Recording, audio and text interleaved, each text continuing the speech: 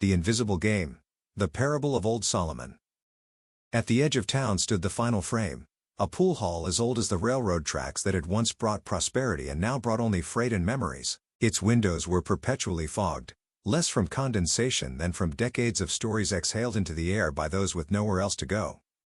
Among its fixtures was an elderly man called Solomon. No one knew when he had first appeared or where he had come from. He owned no car, rented no room that anyone knew of, yet each evening he would be there, seated at the corner table beneath the flickering beer sign, watching the games unfold in silence. What made Solomon peculiar was not his quietness, nor the threadbare suit he never seemed to change, but his habit of playing pool alone on the most damaged table, the one management kept meaning to replace, with its torn felt and subtle slant that made it useless for serious players. Most peculiar of all, Solomon played without balls. His ritual never varied. He would carefully chalk his cue, lean over the empty table, and make precise shooting motions, pausing between each as if tracking invisible trajectories across the green expanse. Sometimes he would nod with satisfaction. Other times he would frown and adjust his stance for another attempt. The old man's cracked, most patrons concluded, tapping their temples when Solomon was mentioned. The bartender allowed him to stay out of a mixture of pity and superstition. "He brings a certain balance to the place," he would say when questioned. One evening, a once famous player named Delia arrived, her reputation preceding her, a champion whose career had ended in scandal and disgrace. Now she hustled small town halls, taking money from men who couldn't believe a woman could play as she did. After clearing the tables of all challengers, Delia noticed Solomon in his corner, making his strange, silent shots. "What's his story?" she asked the bartender. "Solomon? He's playing the ghost game." "The what?" "That's what he calls it. Says he's playing against all the mistakes he's ever made." Curiosity piqued, Delia approached Solomon's table. "Mind if I watch your technique?" Solomon glanced up, his eyes surprisingly clear and penetrating. "You don't believe there's a game happening here?" It wasn't a question, so Delia didn't answer. "Most don't," he continued, straightening up. "They need to see balls clacking together to believe in impact."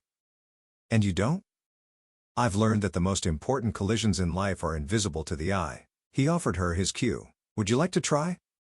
Something in his manner, neither challenging nor condescending, made refusal impossible. Delia took the cue and leaned over the empty table. "What am I aiming at?"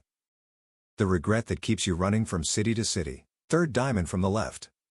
Delia's hand trembled slightly. She had told no one in this town about her past. "That's not possible to hit," she said. "Only if you believe the object must be destroyed to be overcome." Solomon's voice remained gentle. "Sometimes acknowledgement is enough." Whether from exhaustion, curiosity, or something deeper, Delia made the shot, striking at nothing. Yet as her cue sliced through the empty air above the faded felt, a profound sense of release washed through her, as if something long carried had finally been set down. In the weeks that followed, Delia became a regular at Solomon's table, learning his curious game. Others began to join, tentatively at first, then with growing conviction. The damaged table became the most sought after in the hall. They played shots at their broken promises, missed opportunities, and festering resentments. No one could explain why the ritual brought such peace, yet no one could deny its effect.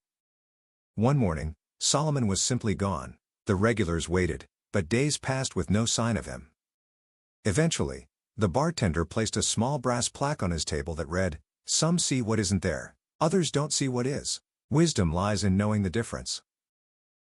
Years later, when newcomers asked about the old table, still there, still without balls, and yet still played on as originally taught by Solomon, the answers varied depending on who they asked. "Just an old tradition started by a homeless man with dementia," some would say. "A form of meditation invented by a spiritual master," others insisted.